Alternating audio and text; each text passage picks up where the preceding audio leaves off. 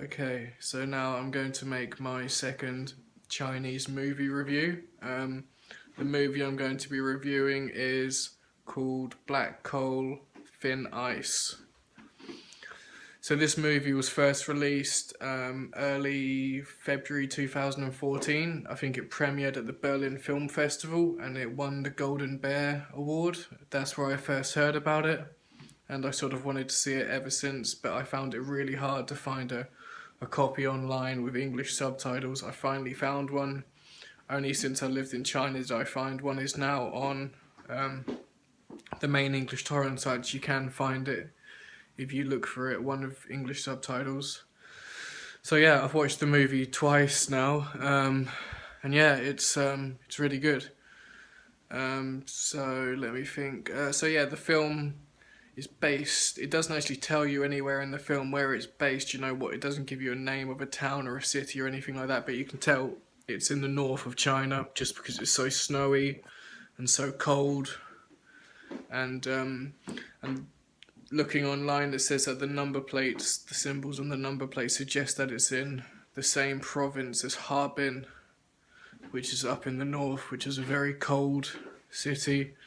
I don't think it's actually in Harbin. It's kind of in like a little town or a few towns surrounding Harbin maybe, or it's a huge province. So, but yeah, the film starts in 1999, and at the start of the film, you see some body parts in like a coal conveyor belt, because in the north of China they do a lot of mining for coal, and there's lots of coal mines and those sort of works going on up there.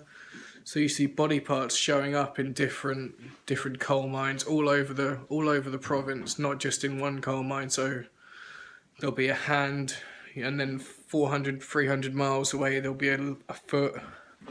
And so the police, they can't really figure out how this happens. And that's what's kind of clever about the film. How it did actually happen is really good. I mean, Chinese films, they have a lot of the better ones. They have some good plot twists, and it's just kind of clever. Something that's I think might even be missing from some Western films. The twists that go into them are really good, and it really makes you think. And a lot of the time, you can't see them coming. You're actually sitting there trying to work out how certain things happen. So yeah, I don't want to give too much away, but so the main character, the policeman, he sort of gets really into this case, trying to solve it, and then he ends up kind of giving up, really, and he's kind of shamed by that. By they bury one man. Just try not to give too much away. They bury one man who they think was one of the victims, but they can never really figure out who murdered him or anything like that. And then the movie skips forward to maybe I think it's 4 or 5 years, and the policeman who was working on this case has now sort of become an alcoholic. I was reading online that he actually gained 50 pounds to play the role 4 years down the line as the detective who's sort of lost his way since that case. It kind of really messed him up, not being able to, what he went through on the case and not being able to solve it. And then a chance encounter with one of his old friends, and they sort of reopen the case, but they're both working now just as security guards. The main guy, he's like an alcoholic now.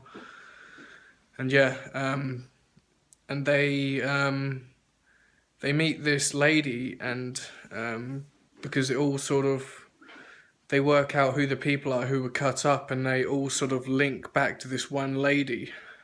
So they're trying to work out how this lady is connected to the murders. All these people who have been murdered, they've all been former boyfriends of this one lady or known her in some capacity.